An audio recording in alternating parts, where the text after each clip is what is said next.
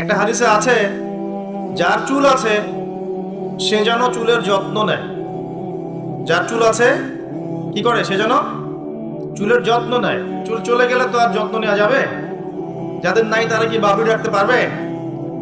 যাদের আছে সুন্নত বাবরি রাখা যাবে না ইনশাল্লাহ? আচ্ছা, সবসময় এটা বাধ্যতামূলক নয় আপনার জন্য, কিন্তু যদি সুযোগ থাকে আপনি রাখতে পারেন। ওই সুন্নত না রেখে যদি আপনি এখন তেলাপোকা ছাড় দেন তাহলে তো সমস্যা। তেলাপোকা ছাড় কি? হাদিসে একটা শব্দ আছে, কুজা করা। এটা মানে কি? মাঝখানে চুল থাকে এইভাবে লম্বা আর দুই পাশ ফাঁকা। এই চুল কাটাটাকে হাদিসে নিষেধ করা হয়েছে। এটা কি জানতেন? আপনারা জানেন না, আমি জানি। এভাবে চুল কাটাটাকে হাদিসে কি করা হয়েছে? নিষেধ করা হয়েছে। আর রাসূলুল্লাহ সাল্লাল্লাহু আলাইহি ওয়াসাল্লাম সবসময় একটা কথা বলতেন যে তোমরা ইহুদি খ্রিস্টানদের বিরোধিতা করবে। তোমরা ইহুদি এবং খ্রিস্টানদের কি করবে? বিরোধিতা করবে। তারা দাড়ি কেটে ফেলে, তোমরা দাড়ি ছেড়ে দিবে। তারা গোফ কেটে ফেলে, তারা গোফ ছেড়ে দেয়, তোমরা গোফ কেটে ফেলে। আবার বলছো, তারা মুশরিকরা কি করে? মুশরিকরা দাড়ি ছেটে ফেলে, তোমরা দাড়ি ছেড়ে দিবে। আর তারা গোফ লম্বা করে, তোমরা গোফ ছেটে ফেলবে। সবসময় আমাদেরকে উৎসাহিত করা হয়েছে বিধর্মীদের সংস্কৃতির বিপরীত করার জন্য। আর আজকে আমরা কি করছি? ইচ্ছায় হোক আর অনিচ্ছায় হোক, জেনে হোক আর না জেনে হোক, আমরা কিন্তু বিধর্মীদের আদর্শ এবং কালচারগুলো ফলো করছি না ভাই?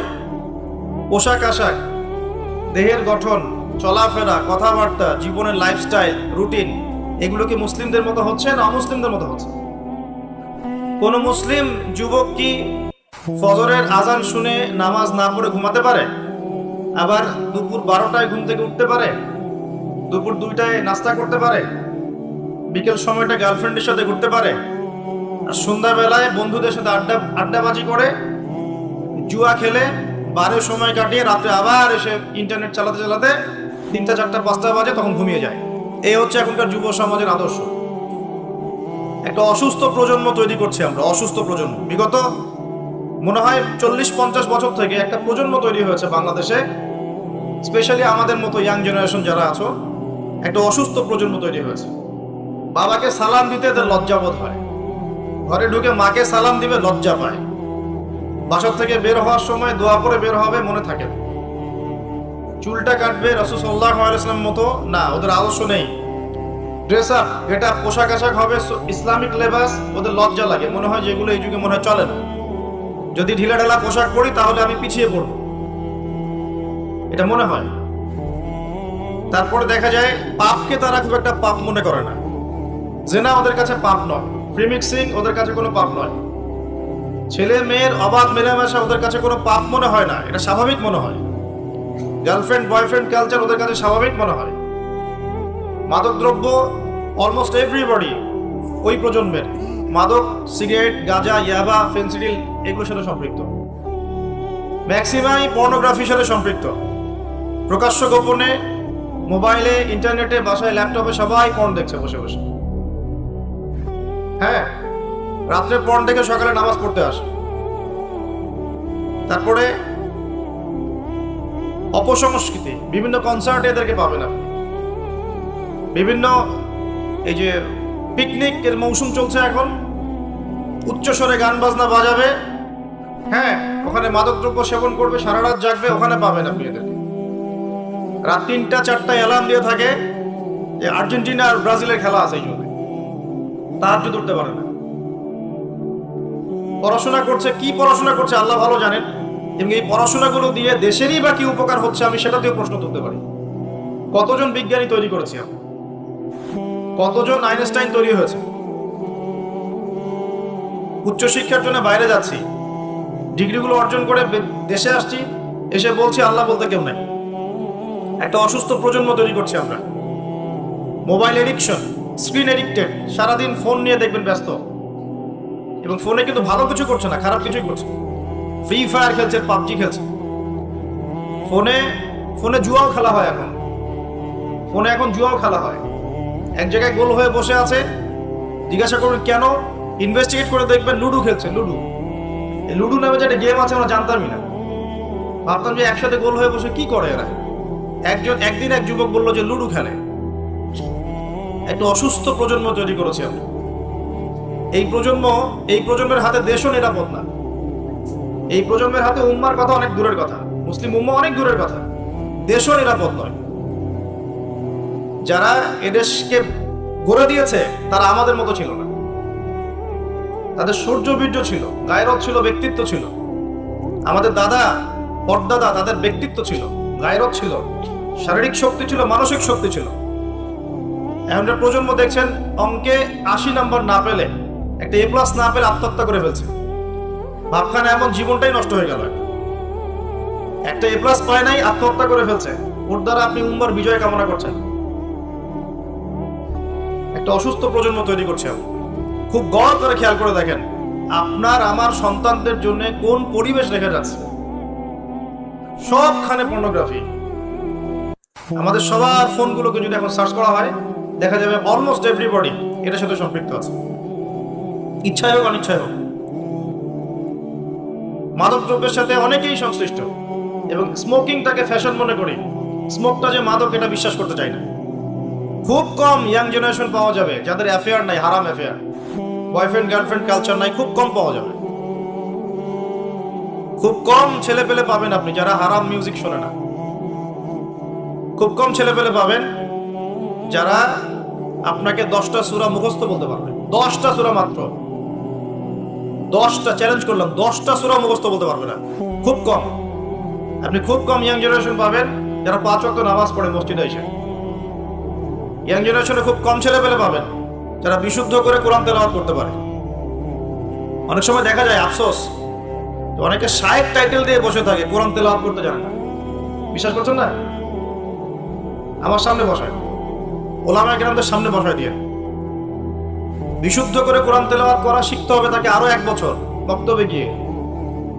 তারপরে পড়তে হবে আরবি ব্যাকরণ, তারপর আরবি বালাগাত, উসুল, তারপরে আকীদা, হাদিস, ইবারত, ফিকহ, উসুল হাদিস।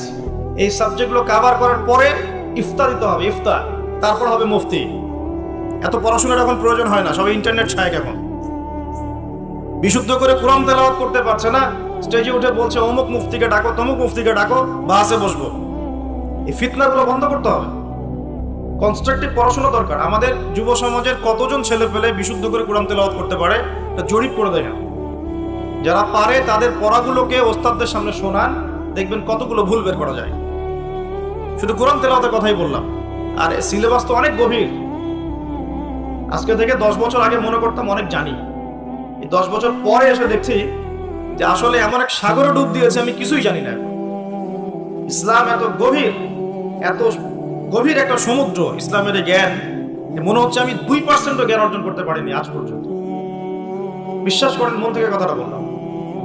যত গভীরে যাবেন আপনি মনে হবে আপনি জাহেল। কি বলবো আপনাদেরকে, আমার তো বলার যোগ্যতাই নেই। আর এমনও ব্যক্তি দেখছি ওয়াজ মাহফিলের মঞ্চগুলোতে এসে কসম আল্লাহর বিশুদ্ধ করে কোরআনের একটা আয়াতও তেলাওয়াত করতে পারে না, শায়েখ লকব দিয়ে বসে আছে, বাসের জন্য মানুষকে ডাকছে। কোথায় ধর্ম চলে গেছে বাংলাদেশে? আর সাধারণ মানুষ তো সব বোঝে না।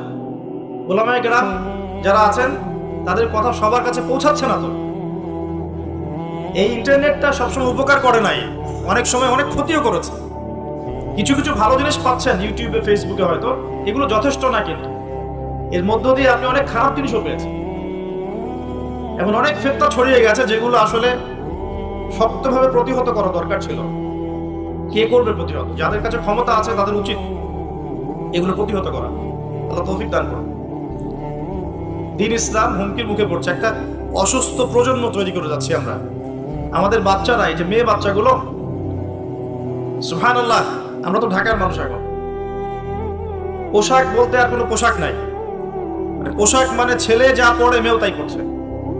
যে কাপড়গুলো বাসায় পরে থাকে ছেলেরা, ছেলে মানুষরা যে কাপড়গুলো বাসায় পরে থাকে সেই কাপড় পরে মেয়েরা বাইরে গিয়ে শপিং করছে। বাইরে গিয়ে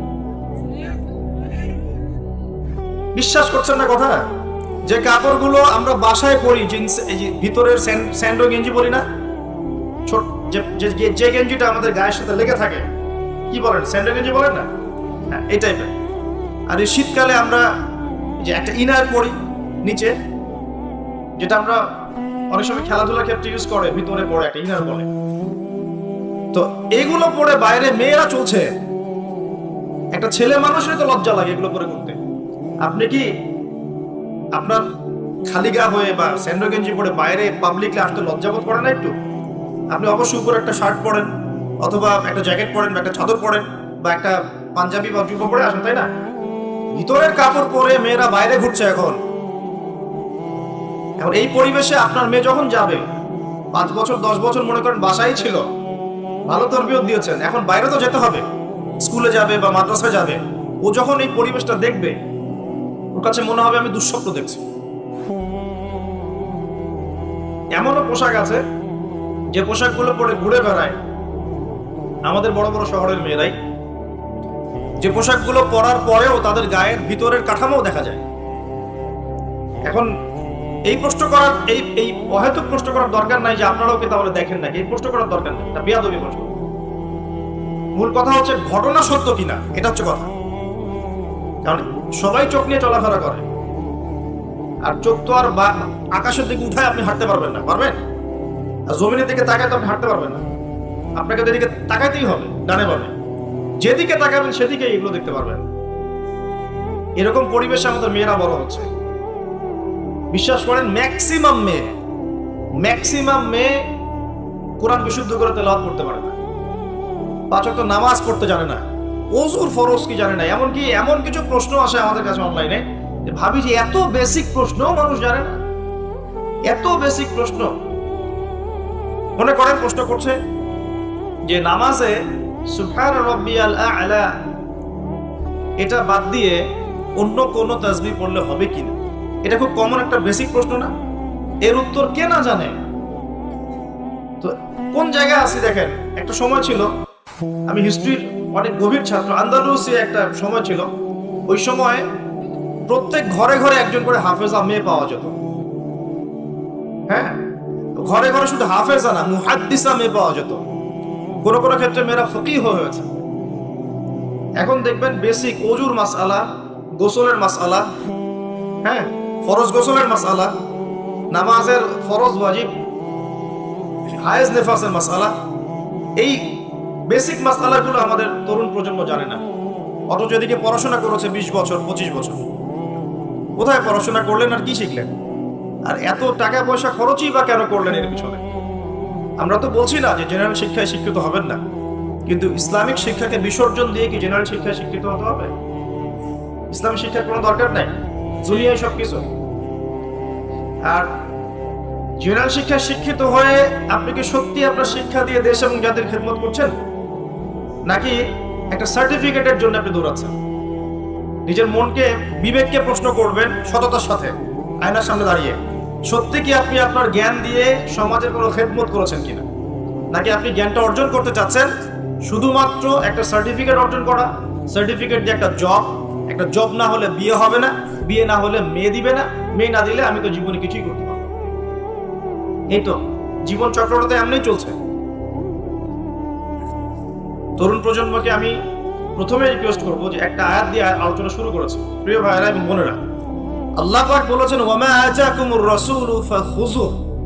আল্লাহর আদেশ এটা, যখন আল্লাহ পাক কোনো আদেশ করেন সেটা কিন্তু ফরজ হয়ে যায়। আল্লাহর আদেশ কি হয়? আল্লাহ যখন কোনো আদেশ করেন সেটা কি হয়? ফরজ। আল্লাহ পাক বলেছেন ওয়ামা আতাকুমুর রাসূল ফাখুযু। রাসূলুল্লাহ সাল্লাল্লাহু আলাইহি ওয়াসাল্লাম যা তোমাদেরকে দিয়েছেন, যে সুন্নাহগুলো দিয়েছেন সেগুলো গ্রহণ করো। ওয়ামা নাহাকুম আনহু ফান্তাহু। রাসূল যা থেকে নিষেধ করেছেন দূরে থাকো। দুটো জিনিস পাচ্ছেন, যা দিয়েছেন নিতে হবে, যা নিষেধ করেছেন ছাড়তে হবে। শুধু যা দিয়েছেন নিব, যা নিষেধ করেছেন ছাড়বো না, এটাও কিন্তু হলো না। যা দিয়েছেন নিতে হবে, যা ছাড়তে বলেছেন কি করতে হবে? ছাড়তে হবে। আপনাকে দাড়ি ছাড়তে বলেছেন, ছেড়ে দেন। গোফ কেটে ফেলতে বলেছেন, কেটে ফেলেন। দুটোর উপর আমল হয়ে গেল। ঘুমাচ্ছেন আপনি, কেন মিউজিক শুনতে শুনতে আপনি কানের মধ্যে হেডফোন দিয়ে ঘুমিয়ে যাবেন? এটা কি রাসূলের সুন্নাত হলো না? সুন্দর করে ওযু করবেন, এই রাতটা থেকে আমল শুরু করেন ইনশাআল্লাহ। আজকে থেকে সুন্দর করে ওযু করবেন, যদি পসিবল হয় সূরা মুলক তেলাওয়াত করবেন। কোন সূরা? তাবারাকাল্লাযী বিয়াদিহিল মুলক ওয়া হুয়া আলা কুল্লি শাইইন কাদির। এই সূরাটা রাতে তেলাওয়াত করতে বলেছেন আল্লাহ পাক, খেয়াল করে দেখেন।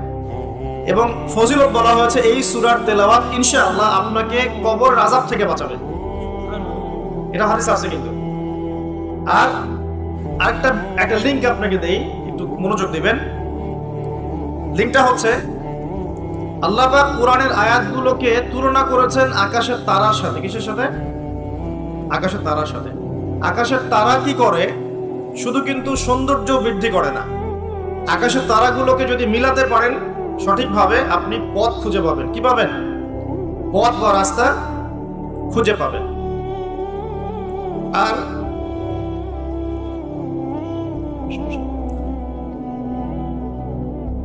যদি আপনি কোরআনের আয়াতগুলোকে মিলাতে পারেন, আকাশের তারা মিলালে যেমন পথ খুঁজে পাবেন, ঠিক একইভাবে কোরআনের আয়াতগুলোকে যদি মিলাতে পারেন তাহলে আপনি হেদায়েত খুঁজে পাবেন ইনশাআল্লাহ। তাহলে এখানে একটা মিল আছে না? এখন সূরা মুলক আল্লাহ রাতে তেলাওয়াত করতে বলছেন, আর রাতের বেলায় আপনি আকাশের তারা খুঁজে পাবেন। মিল পাচ্ছেন? আরো একটা মিল বলে দিই। সূরা মুলকের মধ্যে আল্লাহ পাক বলেছেন আকাশের তারা দেখতে। কি বলেছেন?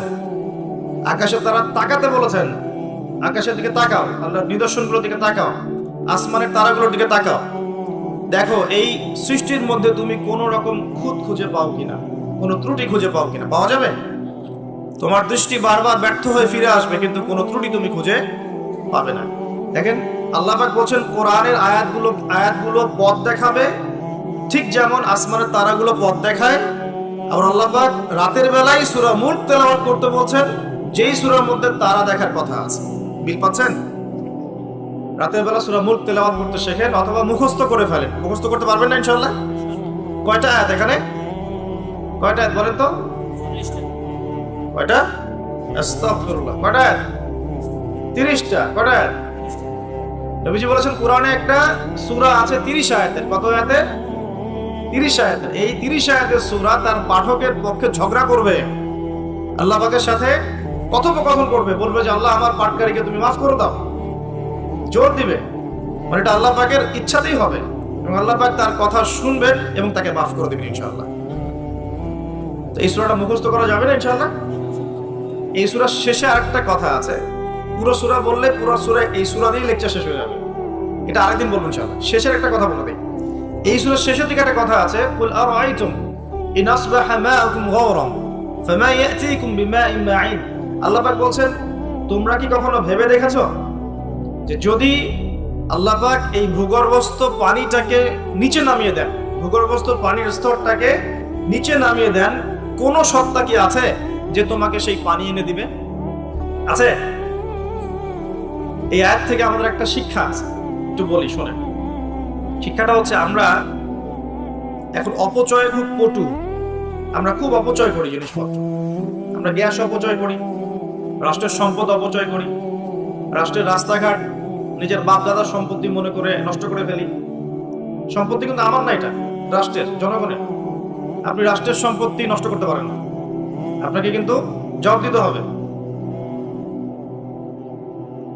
এই যে রাস্তায় যাচ্ছেন মনে করেন টোল দিতে হবে, বাইকটা টান দিয়ে টোল না দিয়ে চলে গেলেন, এই যে একটা চুরির অপরাধ হলো, প্রতারণা হলো আপনার, এটা হক ছিল রাষ্ট্রের, নষ্ট হয়ে গেল। এভাবেই রাষ্ট্রের সম্পদগুলো নষ্ট হচ্ছে, অনেকেই করছে। এটা করা যাবে না। এই যে পানি অপচয় করছি আমরা, গ্যাস অপচয় করছি, কোনো কোনো ক্ষেত্রে আমরা আমাদের হায়াতও অপচয় করছি, করছি না? হায়াত অপচয় করছি না?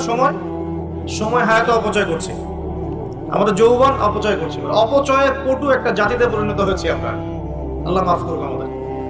আল্লাহ পাক দেখেন, আল্লাহ পাক বলছেন পানির স্তর কিন্তু নিচে নেমে যেতে পারে। যদি নিচে নেমে যায়, আল্লাহ ছাড়া কে আছে পানি নিয়ে আসবে তোমাদের জন্য? এই পানি অপচয় করতে করতে করতে করতে এখন পানির স্তর নিচে নেমে গেছে অলরেডি। ঢাকা সহ বাংলাদেশের, ঢাকা স্পেশালি, এর পানির যে লেয়ার এটা নিচে নেমে যাচ্ছে দিন দিন। খবর আছে আপনার? সারাদিন, একদিন 24 ঘন্টায় পুরো ঢাকা শহরের প্রত্যেকটা বাথরুমে যত গ্যালন গ্যালন পানি অপচয় হয়, এগুলোকে সংরক্ষণ করা গেলে বাংলাদেশের পানির অপচয়, পানির কোন সংকটই থাকতো না।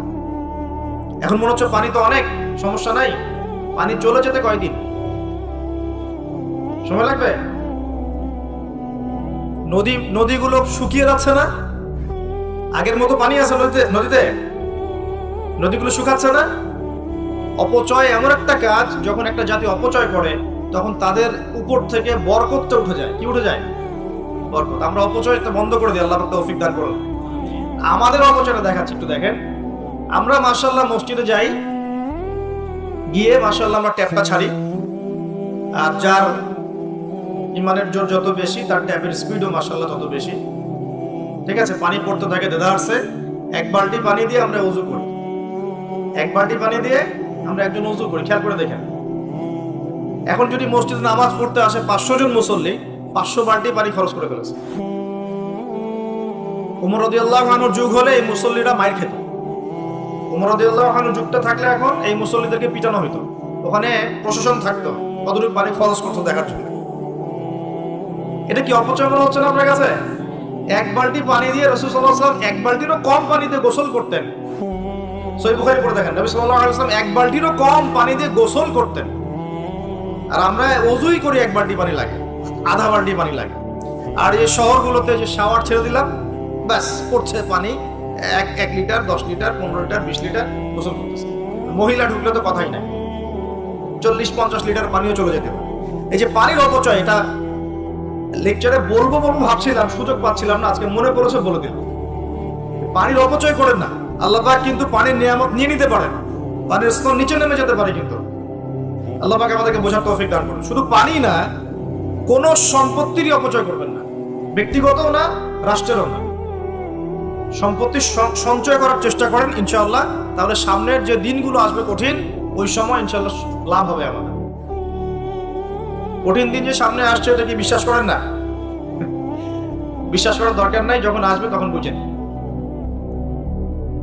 এখন শোনেন, যুবক ভাইদেরকে বলছিলাম এবং যুবতীদেরকেও বলছি, স্পেশালি ইয়াং জেনারেশন বেশি, তার তোমাদেরকে বলছি, আল্লাহ পাকের এখানে দুইটা কথা আছে। একটা কথা, রাসূলের আদেশ যা যা আছে মানতে হবে, নিষেধ যা যা করেছেন বর্জন করতে হবে। স্টার্ট করেন ঘুম থেকে। ঘুমানোর সময় আপনি সূরা মুলক পড়েন। সূরা মুলক তেলাওয়াত করতে হলে কোরআন তেলাওয়াত করার আগে শিখতে হবে, তাই তো? সবাই জানি তো ইনশাআল্লাহ? কোরআন তেলাওয়াত করা জানি? কনফিডেন্স নাই? কোরআন তেলাওয়াত করা জানেন না? আল্লাহ সবাইকে তৌফিক দেখ। আজকের মাহফিল সার্থক হবে যদি একটা ওয়াদা করে বাসায় যান, এই ওয়াদাটা পূরণ করতে পারেন, আজকের এই মাহফিল সফল করবেন। আগামী মার্চ মাসের মনে হয় 20-25 তারিখের দিক থেকে সম্ভবত রমজান শুরু হবে। ঠিক আছে, এটা কি মাস চলছে? ডিসেম্বর, জানুয়ারি, ফেব্রুয়ারি, মার্চ, 2 মাস বাকি আছে, 2-3 মাস বাকি আছে।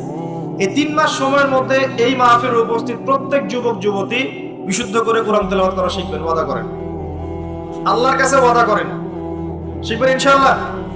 ইনশাআল্লাহ। শয়তান 3টা ধোঁকা দিবে। কয়টা ধোঁকা? হাত নামান। শয়তান 3টা ধোঁকা দিবে, এটা সবাইকে দেয়, আপনাকেও দিবে। 1 নাম্বার ধোঁকা, বৈজ্ঞানিক পদ্ধতি পড়েছি, হুজুরের কাছে পড়েছি, হ্যাঁ, তারাবির নামাজের আগে পরে পড়েছি, রমজানে পড়েছি, আমার জানার দরকার নেই, আমি অনেক জানি।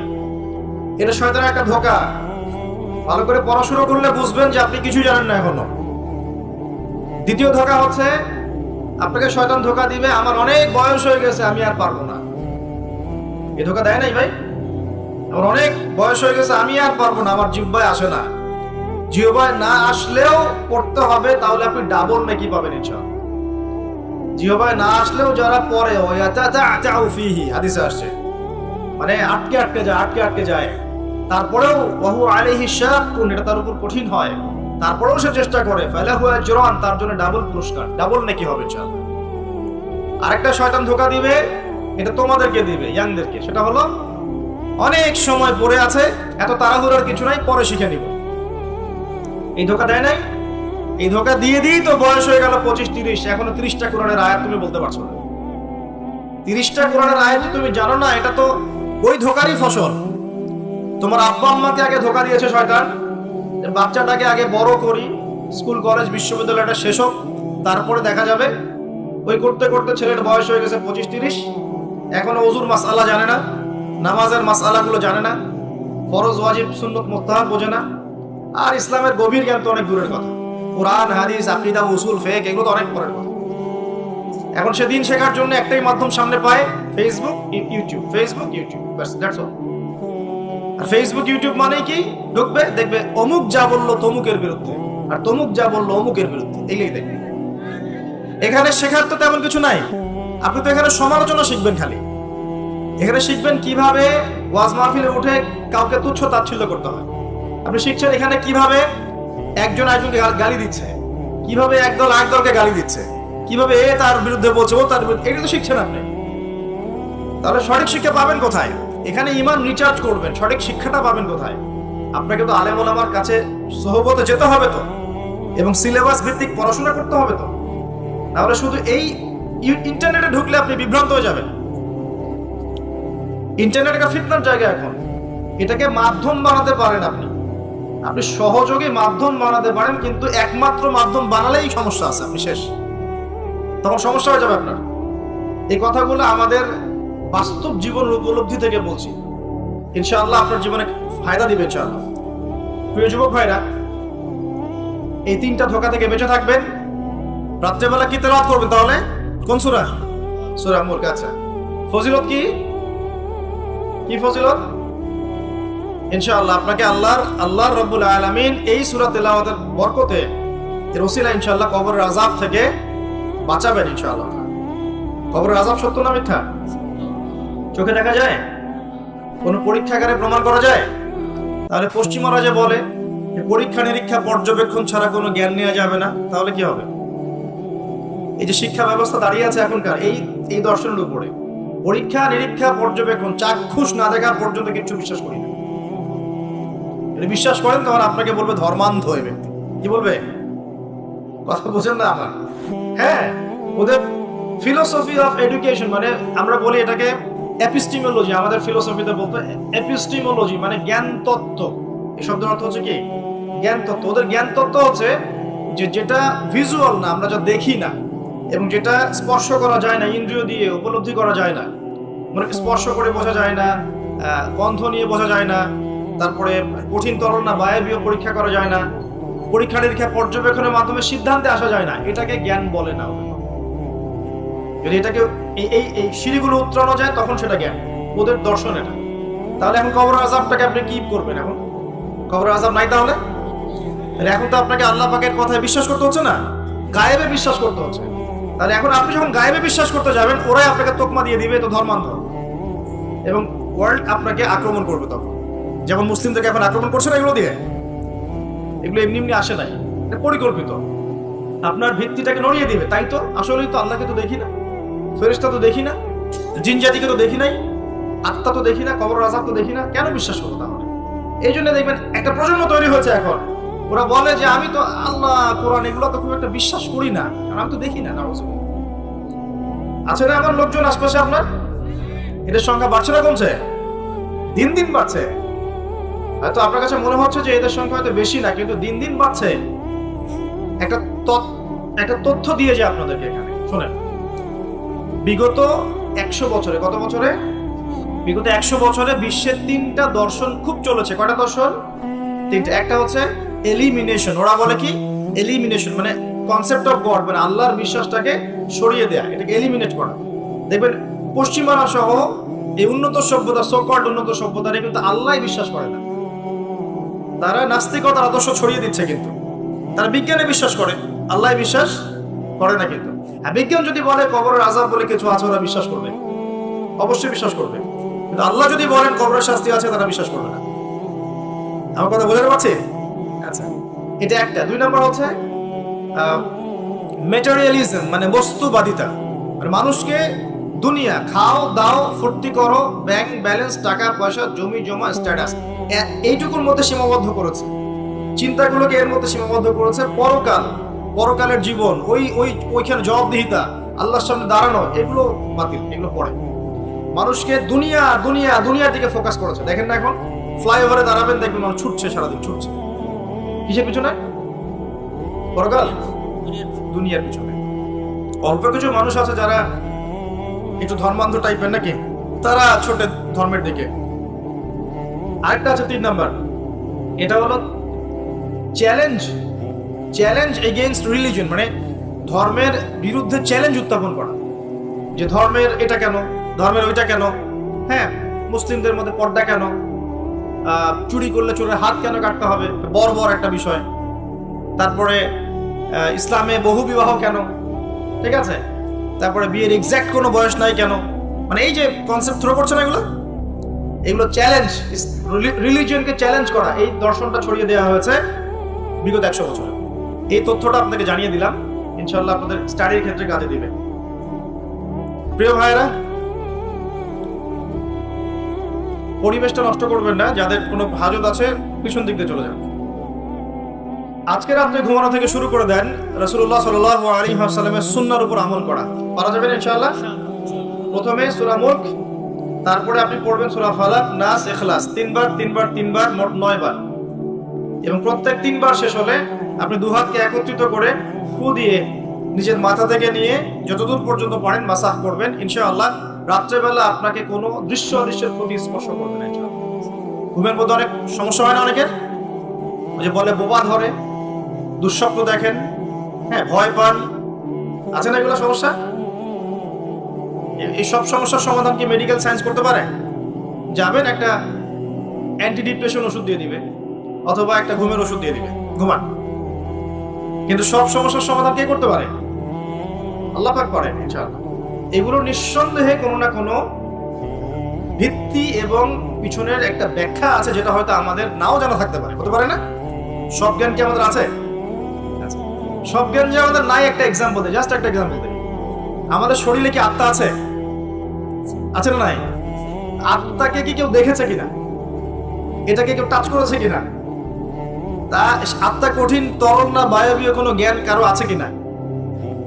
এখন একজন মানুষ মৃত, একজন মানুষ জীবিত, উভয়ের মাঝখানে পার্থক্য করেই তো হচ্ছে আত্মা। একজন মানুষ মৃত, তার মধ্যে আত্মাটা নাই, আর যে মানুষটা জীবিত তার মধ্যে কি আছে? রূহ বা আত্মা আছে। আল্লাহ পাক এই সম্পর্কে কি বলছেন? আল্লাহ বলছেন সূরা বনী ইসরাঈলে, ইয়াসআলুনাকা আনির রূহ, হে নবী তারা তোমাকে রূহ বা আত্মা সম্পর্কে জিজ্ঞেস করে। কুলির রূহু মিন আমরি রাব্বি, তুমি বলে দাও হে নবী, রূহ হচ্ছে তোমার রবের একটা আদেশ মাত্র। কি একটা আদেশ? আদেশে এসেছে, আদেশে চলে যাবে, কোনো কারণ লাগে নাকি? আমরা কারণ ব্যাখ্যা করতে চাই, এটাকে বলে কার্যকারণ তত্ত্ব। প্রত্যেকটা কাজের পিছনে একটা কারণ ব্যাখ্যা করি, হ্যাঁ এটা কেন হলো এই কারণে, এটা কেন হলো এই কারণে, এটাকে বলে কার্যকারণ তত্ত্ব। আল্লাহ পাকের হুকুমে মানুষ যে মারা যাচ্ছে, এর পিছনে কোনো কারণ লাগে নাকি? এই যে একটা মানুষ হাঁটছে ডেড, আর আমরা বলে দিলাম হৃদযন্ত্রের ক্রিয়া বন্ধ হয়ে মারা গেছে, এই তো, এই কথা তো। ক্রিয়াটা বন্ধ হলো কিভাবে? ভালোই তো ছিল, হঠাৎ করে কি হলো? কার হুকুমে হলো? এটা কোনো হুকুমদাতা নাই, এই কনসেপ্টটাই তো বিশ্বাস করছে না। রূহ বলে কিছু একটা আছে না, এই রূহের কি ব্যাখ্যা আমি করতে পারবো? এই জ্ঞান কি আমার আছে? আল্লাহ বলেন ওয়া উতিতু মিনাল ইলমি ইল্লা কলিলা, এই বিষয়ে তোমাদেরকে খুবই কম জ্ঞান দেওয়া হয়েছে, জ্ঞানই দেওয়া হয়নি। জ্ঞান কে দেয়? নাকি সব জ্ঞান আমরা অ্যাচিভ করি? জ্ঞানতাত্ত্বিক দর্শন শোনেন, কিছু মানুষ বলেছে সুদীর্ঘকাল ধরে মানুষ বুদ্ধি থেকে জ্ঞান পায়। কি থেকে পায়? বুদ্ধি থেকে। আবার কিছু মানুষ বলেছে মানুষ অভিজ্ঞতা থেকে জ্ঞান পায়। কি থেকে? অভিজ্ঞতা হয়েছে, জ্ঞান পেয়েছে, আগে জানতেন না এখন জানছেন। এখানে বিষয়টা কি? এর চূড়ান্ত বক্তব্যটা কি? চূড়ান্ত বক্তব্য দিয়েছে ইসলাম। ইসলাম বলছে ওয়াকুলিল হাক্কু মির রাব্বিকুম, হক বা সত্য রবের পক্ষ থেকে আসে। সূরা বাকারায় আছে ওয়াআল্লামা আদামাল আসমাআ কুল্লাহা, আল্লাহ পাক আদম আলাইহিস সালামকে সমস্ত নাম শিক্ষা দিয়েছেন। সূরা আলাকে আছে আল্লামাল ইনসান মা লাম ইয়ালাম, মানুষকে সেই জ্ঞান শিক্ষা দিয়েছেন যা মানুষ জানতো না। জ্ঞানকে শিক্ষা দিয়েছেন, জ্ঞানকে শিক্ষা দিয়েছেন। তাহলে জ্ঞান কার পক্ষ থেকে আসে? এখানে একটা কথা মনে রাখবেন, আপনার যদি অনেক বড় ডিগ্রি সার্টিফিকেটও থাকে, যদি হৃদয়টা পরিচ্ছন্ন না হয়, হৃদয়ে নূর না থাকে, আল্লাহর মারিফত বসিরা না থাকে, তাহলে কিন্তু আল্লাহর পক্ষ থেকে জ্ঞান পাওয়া খুব ডিফিকাল্ট।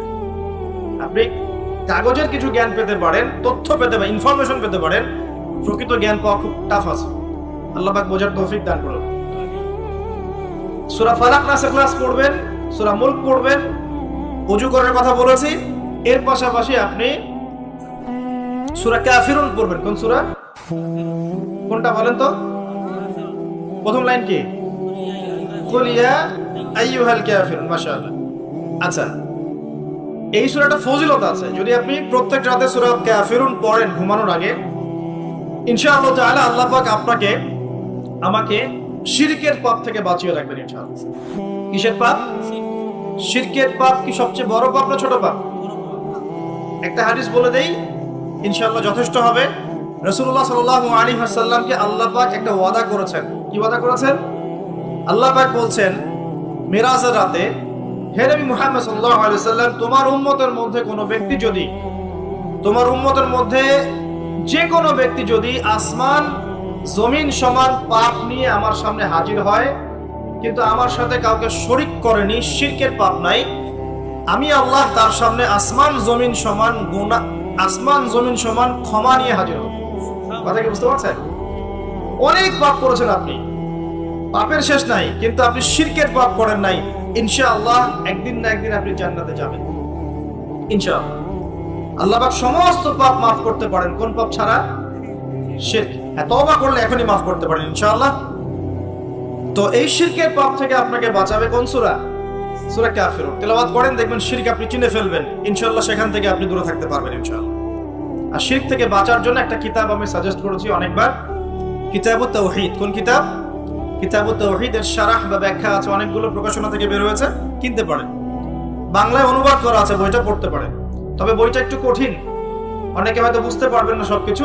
যেটাই বুঝবেন না, স্থানীয় বড় আলেম যিনি আছেন, হকপন্থী আলেম, তার কাছে গিয়ে জিজ্ঞাসা করবেন।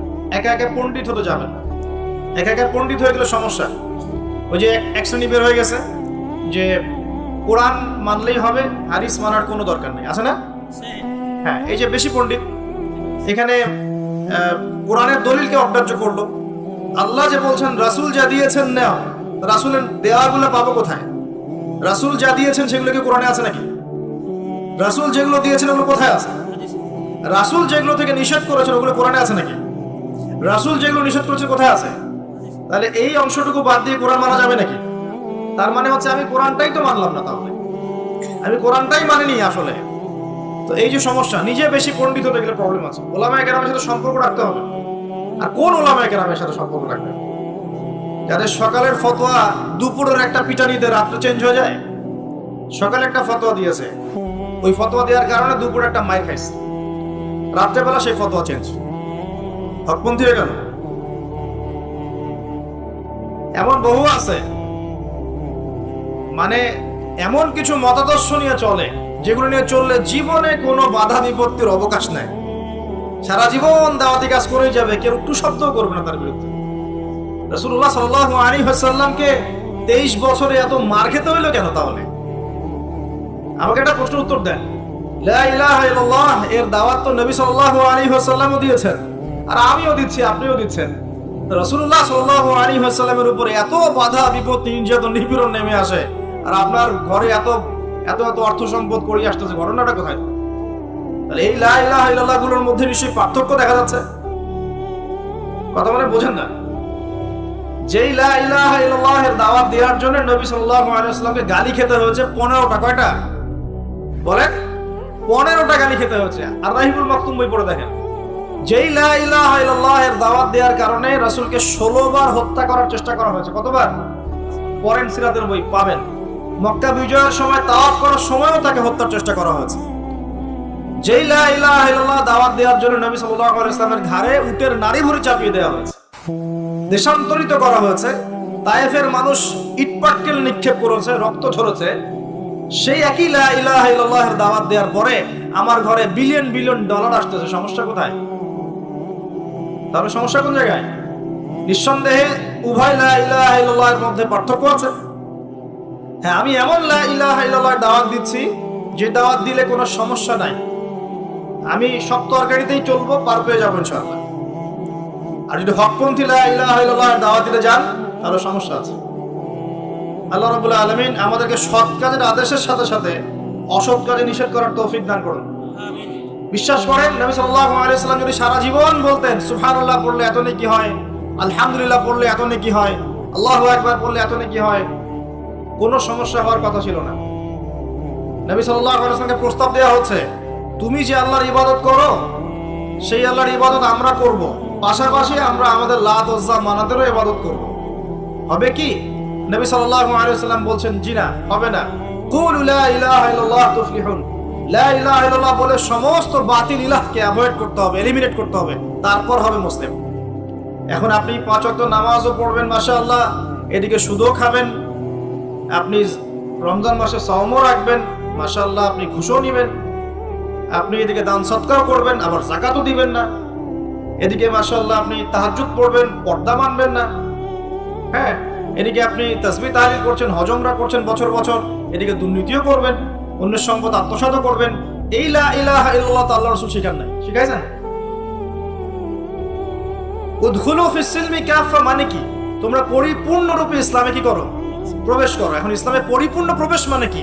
নামাজও করবেন, সুদও খাবেন, আর এদিকে রোজাও রাখবেন, ঘুষও খাবেন, এদিকে হজ উমরা করবেন, বোনের সম্পত্তি মেরে খাবেন।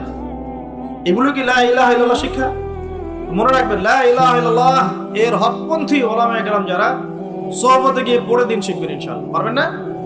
এটা চেনার জন্য আপনাকে এত কষ্ট করতে হবে না, এত কষ্টের প্রয়োজন নাই। খালি দেখবেন যে কাদের দাওয়াতে বাধা বিপত্তি নেমে আসে আর কাদের আসে না। এতটুকু চোখ কান খোলা রাখলেই বুঝতে পারবেন ইনশাআল্লাহ আযজা ওয়া জাল্লা। এই জন্য একজন মজলুম বলেছিলেন যে তাকে মৃত্যুর সময় বলা হচ্ছে কালিমা পড়েন। কি পড়েন? কালিমা পড়েন। সে বলছে যে আমাকে কোন কালিমা পড়তে বলছে? যে কালিমা তোমরা পড়ছো সেই কালিমা পড়ার পর তোমাদের রুটি রুজির ব্যবস্থা হচ্ছে, আর আমি যে কালিমাটা পড়েছি এই কালিমার জন্য তুমি এসেছো আমার গলায় আজকে ফাঁসির কাষ্ট চলো। এই হচ্ছে অবস্থা। প্রিয় ভাইরা, দুনিয়ার জীবনটা চূড়ান্ত নয়, এখানে সফল হতে হলে একটা আয়াতেই যথেষ্ট আপনার জন্য। আজকে রাসূল যা দিয়েছেন নিয়ে নেন, যা দেন নাই ছেড়ে দেন, যা নিষেধ করেছেন ছেড়ে দেন, ব্যাস, আর কিছু করতে হবে। ঘুমানো থেকে শুরু করেছে আপনার জন্য, আমি একটু গুছিয়ে দিব আপনাকে সারাদিন, তারপর শেষ করে দিব। এবার আপনি ডান পাশে কাত হচ্ছেন, হয়ে বলবেন আল্লাহুম্মা বিইসমিকা আমুতু ওয়া আহইয়া। তার আগে যদি সম্ভব হয় 33 বার সুবহানাল্লাহ, 33 বার আলহামদুলিল্লাহ, 34 বার আল্লাহু আকবার পড়ে আপনি ঘুমিয়ে যান। এখন যদি আপনি 6 ঘন্টা বা 8 ঘন্টা ঘুমিয়ে থাকেন, প্রত্যেক সেকেন্ডে আপনি নেকি পাবেন ইনশাআল্লাহ। কেন নেকি পাবেন? কারণ আপনি আপনার আদর্শ মতো ঘুমান নাই, আপনি রাসূলুল্লাহ সাল্লাল্লাহু আলাইহি ওয়াসাল্লামের আদর্শ মতো ঘুমিয়েছেন, মুহাম্মদুর রাসূলুল্লাহর উপর আমল করেছেন। মুহাম্মদুর রাসূলুল্লাহ মানে কি? প্রতিটা কাজ করতে হবে কার তরিকায়? রাসূলুল্লাহ। এটা বোঝেন। লা ইলাহা ইল্লাল্লাহ মানে কি?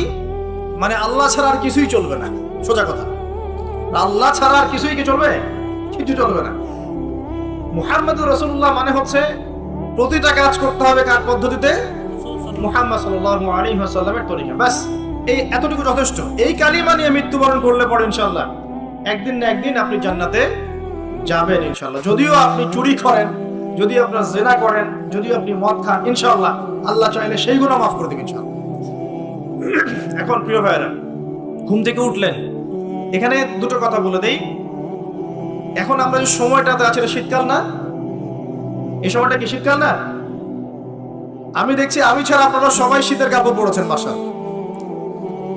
খুব ঠান্ডা। যুব সমাজের এত ঠান্ডা লাগে কেন? এই বয়সে এত ঠান্ডা লাগে কেন? এখন তো রক্ত গরম থাকার কথা নাকি? ঠান্ডা লাগে খুব, তাহলে তো সমস্যা। আচ্ছা, এটা তো শীতকাল চলছে নাকি? শীতকাল সম্পর্কে দুটো কথা বলে যে আপনার উপকার হবে ইনশাআল্লাহ, আমাদের উপকার হবে ইনশাআল্লাহ। একটা হাদিসে আসছে শীতকালটা হচ্ছে মুমিনদের জন্য গনিমত। মুমিনদের জন্য কি গনিমত? মানে হচ্ছে একটা সম্পদ, যে সম্পদটা যুদ্ধ করে লব্ধ করতে হয়, কিন্তু এখানে কোনো যুদ্ধের প্রয়োজনই হচ্ছে না। গনিমত, উপহার, গিফট। কিরকম? শীতকালে রাতটা হয় লম্বা। রাত কি হয়? লম্বা হয় না?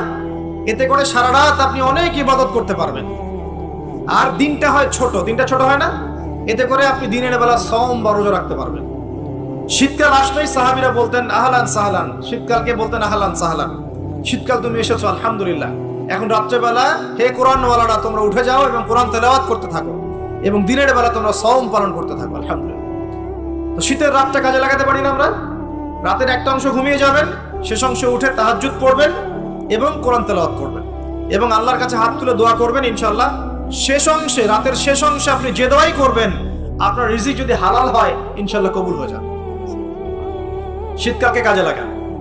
আবার দিনটা হয় ছোট, তাই দিনের বেলা আপনি সওম বা রোজা রাখতে পারবেন। আল্লাহ পাক তৌফিক দান করুন। শীতকাল সম্পর্কে একটা এরকম বর্ণনা আছে, যখন কঠিন শীত আসবে, তো ওই শীতটা থেকে একটা আশ্রয় প্রার্থনা করতে হয় আল্লাহর কাছে, আল্লাহ এই কঠিন শীত থেকে আমাকে বাঁচাও। কারণ কি জানেন? কারণ হচ্ছে জাহান্নাম বছরে 2টা নিঃশ্বাস ছাড়ে। কয়টা নিঃশ্বাস? একটা নিঃশ্বাস গ্রীষ্মকালে যখন প্রচন্ড দাবদাহ চলে, ওইটা হচ্ছে জাহান্নামের নিঃশ্বাসের ফসল। ওই প্রভাবে পৃথিবীতে এরকম দাবদাহ চলে। এই সায়েন্স বিশ্বাস করবে? করবে না। ওর বিশ্বাসের আমার যায় আসে না। আল্লাহ পাক বলেছেন সত্য, রাসূল বলেছেন সত্য। আরেকটা হচ্ছে শীতকালে যখন প্রচন্ড ঠান্ডা, তখন শীতকালে জাহান্নামের এমন একটা জায়গা আছে যেটা কিন্তু শীতল জায়গা। জাহান্নামের পুরো জায়গাটাই কিন্তু আগুন নয়, এমনও জায়গা আছে যেটা কি খুব শীতল। ওই শীতল অংশ শ্বাস ছাড়লে এই যে পৃথিবীতে সেই শীতের একটা প্রভাব চলে আসে, প্রচন্ড ঠান্ডার শৈত্য প্রভাব চলে আসে। এটা হয়তো অনেকে বিশ্বাস করবে না, মনে করবে যে ধর্মান্ধ কথাবার্তা। হাদিসে আছে নবী সাল্লাল্লাহু আলাইহি ওয়াসাল্লাম বলেছেন, কে সত্যবাদী? এই পুরো সভ্যতা না রাসূল সাল্লাল্লাহু আলাইহি ওয়াসাল্লাম? এই বিশ্বের সমস্ত মানুষ সত্যবাদী বেশি না আল্লাহ রাসূল বেশি সত্যবাদী? বাস, আর কোনো দরকার আছে কথা? শীতকালটা কাজে লাগাই। এই শীতকালে আমি একটা আমল বলে দিই প্রিয় ভাইরা। শীতকালে নবী সাল্লাল্লাহু আলাইহি ওয়াসাল্লাম এই যে তাহাজ্জুদ পড়তে উৎসাহিত করেছেন, সাওম রাখতে উৎসাহিত করেছেন, এবং সাহাবীরা কোরআন তেলাওয়াত করতে উৎসাহিত করেছেন। একটা হাদিসে আছে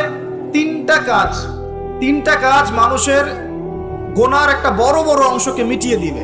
1 নম্বর কাজ হচ্ছে সংকটকালীন অবস্থায় দান। মানে আপনার দান করার এখন সামর্থ্য খুব কম, টাকা পয়সার টানা হেঁচড়া আছে, এখন আপনি দান করছেন, এই দানের বিনিময়ে আল্লাহ পাক গুনাহ আপনার মাফ করে দিবেন ইনশাআল্লাহ। 2 নম্বরটা হচ্ছে যে কঠিন গরম পড়েছে, এই গরমের দিনে আপনি রোজা রেখেছেন, তৃষ্ণার্ত থেকেছেন, এই গরমে রোজা রাখার কারণে আপনার গুনাহ মাফ হয়ে যাবে ইনশাআল্লাহ। আরেকটা কাজ হচ্ছে প্রচন্ড শীতকাল, এই যে এখন শীতকাল পড়ছে, এই শীতকালে আপনি ঠান্ডা পানিতে ওযু করছেন কষ্ট করে, এই ওযুর বদৌলতে আপনার গুনাহগুলো মাফ হয়ে যাবে ইনশাআল্লাহ। এই 3টা কাজ শীতকালে পাওয়া যাচ্ছে না? 3 নম্বর কাজটা শীতকালে পাওয়া যাচ্ছে না, যে শীতের সময় পূর্ণাঙ্গ রূপে ওযু করলে আপনার গুনাহগুলো মাফ হয়ে যাবে ইনশাআল্লাহ। শীতকালে মাশাআল্লাহ আমাদের ওয়াজ মাহফিলগুলো হবে, ওয়াজ মাহফিলগুলোতে অ্যাটেন্ড করবেন, ঈমান রিচার্জ করবেন, রাতের বেলা তাহাজ্জুদ পড়বেন ইনশাআল্লাহ। তাড়াতাড়ি ঘুমিয়ে যাবেন যাতে করে শেষ রাতে আপনি উঠতে পারেন। রাতটা লম্বা হবে, একটা অংশে কোরআন তেলাওয়াত করবেন, একটা অংশ দোয়া করবেন ইনশাআল্লাহ তাআলা। আল্লাহ পাক দুনিয়া আখিরাতের যত হাজত আপনার পূর্ণ করে দিবেন ইনশাআল্লাহ। আর দিনের বেলা সম্ভব হলে সাওম রাখবেন। আরেকটা কাজ আমাদের করা উচিত, এটা আমি মাহফিলের মাধ্যমে অ্যানাউন্স করছি, আমাদের উচিত শীতকালে আশপাশে যে দরিদ্র শীতার্থ মানুষগুলো আছে, স্পেশালি গ্রামাঞ্চলে, দেশের উত্তরাঞ্চলে কিন্তু প্রচুর শীত পড়ে, এরকম বিভিন্ন অঞ্চলে কিন্তু প্রচুর শীতার্থ মানুষ আছে। এই শীতার্থ মানুষদের জন্য সামর্থ্যবানদের উচিত হবে শীত বস্ত্রের ব্যবস্থা করা। কম্বল হোক, অন্যান্য গরম কাপড় হোক, এগুলোর ব্যবস্থা করে বিভিন্ন ফাউন্ডেশন বা সংগঠন বা পলিটিক্যাল অ্যাসোসিয়েশন বা মসজিদ মাদ্রাসা এগুলোর উদ্যোগে এই শীত বস্ত্রগুলো মানুষের মাঝে বিতরণ করার চেষ্টা করতে হবে ইনশাআল্লাহ তাআলা। পারা যাবে না ইনশাআল্লাহ? আমরাও নিয়াত করছি ইনশাআল্লাহ এই শীতে আমরা পুরো বাংলাদেশ ব্যাপী আমাদের সামর্থ্য অনুযায়ী মানুষের সাদাকাগুলোকে কালেক্ট করে আমরা শীত বস্ত্র বিতরণ করবো ইনশাআল্লাহ তাআলা। এবং আমরা রিকোয়েস্ট করবো আপনাদের দানের হাতটাকে প্রশস্ত করতে। তবে মনে রাখবেন, কখনো যদি দেখেন যে আমার নামে বা আমাদের ফেসবুক আইডি ইউজ করে, পোস্টকে ইউজ করে কেউ দান সদকা চাচ্ছে, এনশিওর না হওয়া পর্যন্ত কেউ দান করবেন না। এরকম প্রচুর প্রতারক ফ্রড বের হয়েছে যারা আমাদের নাম ইউজ করে কিন্তু মানুষের কাছে টাকা পয়সা চাওয়ার চেষ্টা করছে। আমি কখনো মানুষের সামনে এভাবে কোনো প্রজেক্টের জন্য টাকা পয়সা চাই না। যদি চাই এইভাবে জনসমক্ষে এসে বলবো যে এই প্রজেক্টের জন্য চাচ্ছি। মানে এখন যেটা বললাম, ইনশাআল্লাহ শীতকালে আমরা শীত বস্ত্র বিতরণ করব। যার যার সামর্থ্য আছে আমাদের অফিসিয়াল পেজে আমাদের সব নাম্বারগুলো, অ্যাকাউন্ট নাম্বারগুলো দেওয়া হবে, সেখানে আপনারা পাঠাবেন, আমরা বিতরণ করবো ইনশাআল্লাহ।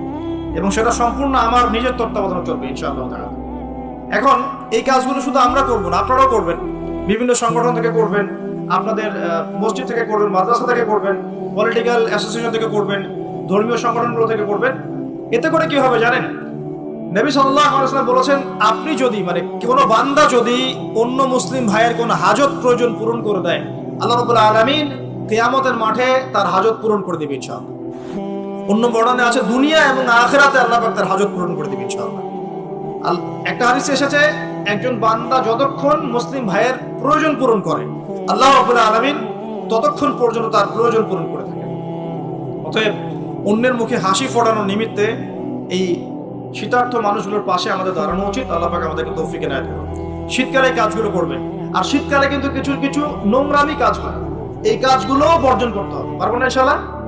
এক নম্বর নোংরামিটা হচ্ছে শীতকালে দেখবেন এমন কিছু মানে অনুষ্ঠানের আয়োজন করা হয় যেগুলোতে মানে অপসংস্কৃতির বাদ্যযন্ত্র বাজতে থাকে। খেয়াল স্পেশালি দেখবেন গ্রামে গঞ্জে কিছু কিছু পিকনিক আয়োজন করে, এগুলোতে দেখবেন এমন গান বাজনা বাজায়, ডিজে গান বাজায় যে মানুষের সারা রাত ঘুম হারাম হয়ে গেছে।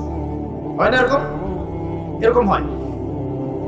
ঐতিহ্য রক্ষা করতে সমস্যা নাই। শীতকালে আমাদের এখানে পিঠার উৎসব হতো না, তারপরে আমাদের এই যে একটা নবান্ন উৎসব হতো না, একটা দেশীয় লোকজ ঐতিহ্য থাকে, সেগুলো পালন করতে সমস্যা নেই যতক্ষণ পর্যন্ত সেগুলোর মধ্যে কোনো শিরক বেদাত বা হারাম না ঢুকছে, এগুলো পালন করতে সমস্যা নেই। কিন্তু আপনি পিকনিক করবেন, এখানে ধার্স মিউজিক প্লে করবেন, ডিজে বাজাবেন, মানুষের ঘুম নষ্ট করবেন, হারাম করবেন, এটা কি ইসলাম জায়েজ করেছে নাকি? এই কাজগুলো শীতে বেশি হয়, সতর্ক থাকবেন। শীতে আবার দেখি আমরা অনেকেই কি করি, ব্যাডমিন্টন খেলেন, তাই না?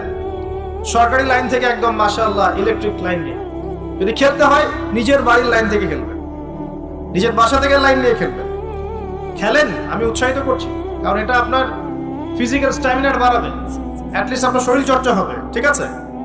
আপনার শরীর চর্চার দরকার আছে। এই কাজগুলো মোবাইলের সামনে বসে বসে সময় নষ্ট করার চেয়ে অনেক ভালো আছে, ঠিক আছে? কিন্তু আপনি চুরি করে লাইন নেবেন না কারোর কাছ থেকে। তারপর শীতকালে দেখবেন কি হয়, বেশি বেশি মাদকের আসর বসে শীতকালে। ঠান্ডা তো, শীতকালে বেশি বেশি মাদক দ্রব্যের আসর বসে, খেয়াল করে দেখেন। এগুলো থেকে আমাদের যুব সমাজকে বাঁচাতে হবে।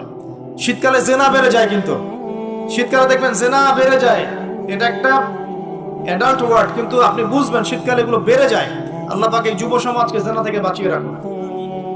শীতকালে দেখবেন কনসার্ট বাড়ে, কিছু কনসার্ট বাড়ে না, মিউজিক্যাল কনসার্ট বাড়ে, দেখবেন মানুষ স্টেজে উঠে একদম কি লাফালাফি শুরু করে, কি মিউজিকগুলো প্লে করে, মানুষকে উন্মাদনার মধ্যে রেখে দেয়, এবং হাজারে না লক্ষ লক্ষ যুবক সেই কনসার্টগুলোতে যায়। এগুলো থেকে বেঁচে থাকবেন, বরং প্রয়োজনে ওয়াজ মাহফিলগুলোতে এসে ঈমানকে রিচার্জ করেন। আল্লাহ পাক তৌফিক এনায়েত করুন। আমরা শীতকালটাকে মূল্যায়ন করি, হায়াতটাকে মূল্যায়ন করি, ইনশাআল্লাহ তাআলা এই শীত আমাদের জীবনে বরকত নিয়ে আসবে ইনশাআল্লাহ। এবং আল্লাহ রাব্বুল আলামিন এর ওসিলে আমাদের গুনাহগুলো মাফ করবেন, বেশি বেশি নেক আমলের তৌফিক দিবেন, যাতে করে পরকালটা সুন্দর হয় ইনশাআল্লাহ। আল্লাহ রাব্বুল আলামিন সবাইকে তৌফিক এনায়েত করুন, আমিন। প্রিয় ভাইরা, এভাবে আপনি রাতটা পার করলেন, দিনের বেলা এবার সকালে ঘুম থেকে উঠলেন, উঠে আপনি কি করবেন? নিজের মন গড়া পদ্ধতিতে উঠে বাথরুমে চলে যাবেন, নাকি একটু দোয়া কালাম পড়বেন? উঠে দোয়া পড়বেন, আলহামদুলিল্লাহিল্লাযী আহইয়ানা বা'দা মা আমাতানা ওয়া ইলাইহি। গিয়ে আগে কোন পা ঢুকাবেন? ডান পা না বাম পা? আগে বাম পা। বিসমিল্লাহ বলে ঢুকিয়ে আল্লাহুম্মা ইন্নী আউযু বিকা মিনাল খুবসি ওয়াল খাবাইস ইস্তেনজা করেন। যতক্ষণ ইস্তেনজা করছেন আপনি ইবাদতের মধ্যে আছেন ইনশাআল্লাহ। এবার বের হলেন গুফরানাকা বলে, বের ওযু করবেন, প্রথমে বিসমিল্লাহ। ওযু ধীর স্থির ভাবে করবেন, আরো যে বললাম খুব বেশি পানি ইউজ করার দরকার নাই, পানির স্পিডটা কম রাখবেন, পানি অপচয় করবেন না। দেখেন, ওযু যদি বিশুদ্ধ না হয় নামাজ কি বিশুদ্ধ হবে? ওযুতে যদি আপনি এক বালতি পানি শেষ করেন তাহলে তো হলো না কিছু। ওযুতে পরিমাণ মতো পানি ইউজ করেন, তারপরে ওযু শেষে কালিমা শাহাদা পড়লে আপনার জন্য জান্নাতের দরজাগুলো খুলে যাবে ইনশাআল্লাহ। এবার মিসওয়াক করলেন, ওযু শেষে, ওযুতেও মিসওয়াক করতে পারেন, শেষেও করতে পারেন। এবার আপনি পায়ে হেঁটে হেঁটে নামাজে যাচ্ছেন, নামাজে যাওয়ার সময় বাসা থেকে বের হবেন, এমনি এমনি বের হবেন না দোয়া করবেন? কোন দোয়া করবেন? বিসমিল্লাহি তাওয়াক্কালতু আলাল্লাহি ওয়ালা হাওলা ওয়ালা কুওয়াতা ইল্লা বিল্লাহ। বাস, বের হওয়ার সাথে সাথেই একজন ফেরেশতা আপনার সাথে চলে আসবে ইনশাআল্লাহ, শয়তান দূরে চলে যাবে। এবার পায়ে হেঁটে হেঁটে আপনি মসজিদ যাচ্ছেন, প্রত্যেক পদক্ষেপে হাঁটছেন, একটা করে পা ফেলছেন, একটা গুনাহ মাফ, একটা করে পা ফেলছেন, একটা নেকি লেখা হচ্ছে। আর কি চাই বলেন? আল্লাহ পাক রহমত দিচ্ছেন, মর্যাদা বাড়াচ্ছেন। এই সময় একটা দোয়া পড়তে পারেন, আমি শিখিয়ে দিই। এই দোয়াগুলো সব হিসনুল মুসলিম বইয়ের মধ্যে আছে। প্রিয় ভাই, সবগুলো দোয়া মুখস্থ করে ফেলেন। সারা জীবনে কত কিছু মুখস্থ করলেন, আমি ফখর করছি না, কিন্তু আমি বিশ্বাস করেন এই মুহূর্তে যদি বাংলাদেশের সব দোয়ার বইও না থাকে, মুখস্থ একটা পুরা হিসনুল মুসলিম লিখে দিতে পারবেন ইনশাআল্লাহ। পুরা বইটা মুখস্থ করে ফেলবেন ইনশাআল্লাহ। পারা যাবে না? যদি ইসলাম তো এমনই, পৃথিবীতে যদি কোনো কোরআনের কপিস এখন না থাকে, এরকম কপিস, এরকম লক্ষ লক্ষ হাফেজ, কোটি কোটি হাফেজে কোরআন আছেন, আগামীকাল হওয়ার আগেই, সূর্য ওঠার আগেই কোরআন লেখা শেষ হয়ে যাবে, হবে না? মুখস্থ করে ফেলবেন, সবকিছু অ্যাপসে নির্ভর হবেন না, বইয়ে নির্ভর হবেন না, নিজের জেহেনে নিয়ে নেবেন ইনশাআল্লাহ। এরপরে আপনি চলার পথে পড়বেন, আল্লাহুম্মা ইজআল ফি কলবি নূরা ওয়া ফি লিসানি নূরা ওয়া ফি সামঈ নূরা ওয়া ফি বাসারি নূরা ওয়া আন ইয়ামিনি নূরা ওয়া আন শিমালি নূরা ওয়া মিন ফাওকি নূরা ওয়া মিন তাহতি নূরা আল্লাহুম্মা ইজআল ফি নাফসি নূরা। এই দোয়াটা পড়তে পারেন। এতে করে আল্লাহ পাক আপনাকে নূর দিবে। কি দিবে? নূর বা আলো দিবে ইনশাআল্লাহ। এই নূর আপনার জীবনেও লাগবে, কবরেও লাগবে ইনশাআল্লাহ। এবার নামাজে গেলেন, মসজিদে ঢুকবেন কি এমনি এমনি না দোয়া আছে? ডান পা দিয়ে ঢুকবেন, দোয়া পড়বেন বিসমিল্লাহ ওয়াসসালাতু ওয়াসসালামু আলা রাসূলিল্লাহ আল্লাহুম্মা ইফতাহ লি আবওয়াব রাহমাতিক। একটা দোয়া আছে আউযু বিল্লাহিল আযীম ওয়া বিওয়াজহিল কারীম ওয়া সুলতানিহিল কাদীম মিনাশ শাইতানির রাজীম। এটাও পড়তে পারেন। ব্যাস এই দোয়া পড়লে শয়তান থেকে আপনি নিরাপদে থাকবেন। নামাজে দাঁড়ালেন, এই যে ফজর পড়বেন, যোহর, আসর, মাগরিব, এশা 5 ওয়াক্তের নামাজ পড়বো না? প্রত্যেক ওয়াক্তের জন্য একটাই নসিহত, সেটা হলো নামাজের বাহ্যিকতা গুরুত্বপূর্ণ, কিন্তু বাহ্যিকতার চাইতে বেশি গুরুত্বপূর্ণ হচ্ছে নামাজের আধ্যাত্মিকতা, নামাজের হার্ট, মানে মারিফত, ইহসান, খুশু, এগুলো বেশি ইম্পর্টেন্ট। নামাজে মনোযোগ ঠিক থাকছে কিনা খেয়াল রাখতে হবে। মনোযোগ বাড়ানোর বুদ্ধি কি, কয়েকটা টিপস বলে দেই। মনোযোগ বাড়ানোর বুদ্ধি হচ্ছে নামাজে যা বলছি মুখ দিয়ে এগুলোর আরবির অর্থগুলো আপনার জানতে হবে। যদি আপনি অর্থটা জানেন দেখবেন আপনার মনোযোগ অনেক বেড়ে গেছে ইনশাআল্লাহ। অর্থ না জানলে আপনি দাঁড়িয়ে থাকবেন, হাই তুলবেন, হাই, হুজুর তেলাওয়াত করছে আপনি হাই তুলবেন, কারণ অর্থ আপনি বোঝেন না। একটু খেয়াল করেন, একটা এক্সাম্পল খেয়াল করেন। মনে করেন আপনার মা অসুস্থ, নাউজুবিল্লাহ, আপনার বাবা অসুস্থ, আল্লাহ না করুন, বা আপনাদের ছেলে সন্তান, মেয়ে সন্তান অসুস্থ। এখন আপনি কোনো উপায় নাই, ডাক্তার বলছে যে খুব সিরিয়াস অবস্থা, হয় না এমন মাঝে মাঝে? আচ্ছা, এখন আপনি সেজদায় পড়ে গেলেন, হাত তুললেন, তুলে আল্লাহকে বলছেন, আল্লাহ আমার বাবা অসুস্থ, আমার মা অসুস্থ, আমার ছেলে বা মেয়েটা অসুস্থ, আল্লাহ তুমি তাকে শেফা দান করো। এই কথাটা বলার সময় আপনার চোখ দিয়ে পানি ঝরে না? ফিলিংস আসে না? এই ফিলিংসটা কেন আসে? কারণ আপনি যা বলছেন আল্লাহকে সেটা আপনি উপলব্ধি করতে পারেন, ফিল করতে পারেন। আর নামাজে কেন মনোযোগ আসে না? কারণ নামাজ আমি যা পড়ছি এটা তো আমি ফিলই করতে পারি না, আমি তো এই ভাষাটাই বুঝি না, অর্থই জানি না, কেমন করে ফিল করবো? এই জন্যই বলি কোরআনের অর্থ জানার দরকার নাই। অর্থগুলো না জানলে তো পরে আপনি মনোযোগ পাবেন না, তো ইহসান পাবেন না। তো এই জন্য নামাজে মনোযোগ বাড়ানোর প্রধান শর্ত হচ্ছে অর্থটা বোঝার চেষ্টা করতে হবে। কি পড়ছি সূরা ফাতিহায়, কি পড়ছি রুকুতে, কি পড়ছি সেজদায়, হ্যাঁ কি পড়ছি আমি তাশাহুদ, দরুদে, দোয়া, মাসুরায়, অর্থ জানতে হবে। এবং সেজদায় বেশি বেশি দোয়া করার চেষ্টা করবেন। নামাজ তাড়াহুড়া 3G 4G 5G তে যাবেন না, রিল্যাক্সে নামাজ পড়ুন, ইতমিনানের সাথে। জীবনে যত নামাজ পড়েছি, নামাজ সবচেয়ে সেরা নামাজ পড়েছি আমি ব্যক্তিগতভাবে বলছি আমার জীবনে মক্কায় আর মদিনায়। নামাজ পড়লে দেখবেন মনে হবে যে আপনি মানে অন্য একটা জগতে চলে গেছেন। মাশাআল্লাহ, এত চমৎকার তিলাওয়াত, এত খুশু খুশু, বিনয়, নম্রতা, রিল্যাক্স, ধীর স্থির ভাবে 2 রাকাত ফজরের নামাজ পড়াচ্ছে, মাশাআল্লাহ 15 মিনিট 20 মিনিট সময় লাগছে। এবং তিলাওয়াত হচ্ছে, চোখ দিয়ে পানি না ঝরে যাবেই না, কারণ আপনি ফিল করবেন এই যে মদিনায় আমি দাঁড়িয়ে নামাজ পড়ছি, এখানেই তো কোরআন নাজিল হয়েছে। এই যে মক্কায় নামাজ পড়ছি, এখানেই কোরআন নাজিল হয়েছে, এই আয়াতগুলো এখানেই নাজিল হয়েছে, ফিল করতে হবে। তো এখন নামাজ যারা পড়াই, আমরা ইমাম সাহেব আছি, আমি রিকোয়েস্ট করবো যে নামাজটাকে একটু রিল্যাক্সের সাথে, খুশি খুজুর সাথে পড়াই। আমি জানি মুসল্লিরা এখন খুব ব্যস্ত, ইমাম সাহেব লম্বা করতে চাইলে মুসল্লি এসে ডিস্টার্ব করা শুরু করে, নাকি ইমাম সাহেব আপনার কি কাজ নাই, এত লম্বা করেন কেন? প্রিয় ভাইরা, দুনিয়াতে কেন এসেছি বলেন তো? দুনিয়াতে কেন আসছি আমরা? ওমা খালাকতুল জিন্না ওয়াল ইনসা ইল্লা লিয়াবুদুন, কার ইবাদত করতে আসছি? তো দুনিয়াতে নামাজই তো বেস্ট ইবাদত। এই ইবাদত করতে এত সময় হচ্ছে না, তাহলে দুনিয়াতে আসলাম কেন? দুনিয়া থেকে আমি শুধু বউ বাচ্চা, সন্তান সন্ততি আর ব্যবসা বাণিজ্য করতে আসছি? আল্লাহ পাক তো পাঠিয়েছেনই আমাকে ইবাদত করার জন্য, তাহলে আমি ইবাদতে এত তাড়াহুড়া কেন? রিল্যাক্স থাকে। আল্লাহ পাক তৌফিক দান করুন। এইভাবে 5 ওয়াক্ত নামাজ পড়বেন, আল্লাহ পাক তৌফিক এনায়েত করুন। আর নামাজের কিছু বাহ্যিক মাসআলা আছে, এই মাসআলাগুলোকে নিয়ে কিছু ইখতিলাফ চলে আসছে দীর্ঘদিন থেকে। এই ইখতিলাফগুলোতে গিয়ে উম্মাহকে বিভক্ত করবেন না আল্লাহর ওয়াস্তে। যে যেটার উপর আমল করছেন আল্লাহর ওয়াস্তে করেন, কিন্তু এক ভাই আরেক ভাইয়ের সাথে গোশত কামড়াকামড়ি করেন। কথা কি বুঝতে পারছেন? এগুলো ইখতিলাফি মাসআলা, ফিকহি মাসআলা, উলামায়ে কেরামের মধ্যে ইখতিলাফ দীর্ঘদিন থেকে ছিল, থাকবে। যে যার মতো আমল করছেন করতে থাকেন, যেটা আপনার কাছে বেশি সহি মনে হচ্ছে, যেটা আপনার কাছে বেশি গ্রহণযোগ্য দলিল মনে হচ্ছে, আপনি সেটার উপর আমল করেন, কোনো সমস্যা নেই। কিন্তু এই ইস্যুগুলোকে কেন্দ্র করে মসজিদগুলোকে ভাগ করে করে উম্মাহকে বিভক্ত করেন না। এতে কাফের, মুশরিক, মুনাফিকরা হাসে আমাদেরকে দেখে, ওরা আমাদেরকে দেখে হাসে, দেখো কি জাতি, কি কি বিষয় নিয়ে উম্মাহকে বিভক্ত করে নিজেরাই আপসে বিভক্ত হয়ে গেছে। একটা বিভক্ত জাতিকে শাসন করা সহজ না ঐক্যবদ্ধ জাতিকে শাসন করা সহজ? বলেন। এখন আমরা তো বিভক্ত না ঐক্যবদ্ধ? সুবহানাল্লাহ, কাফের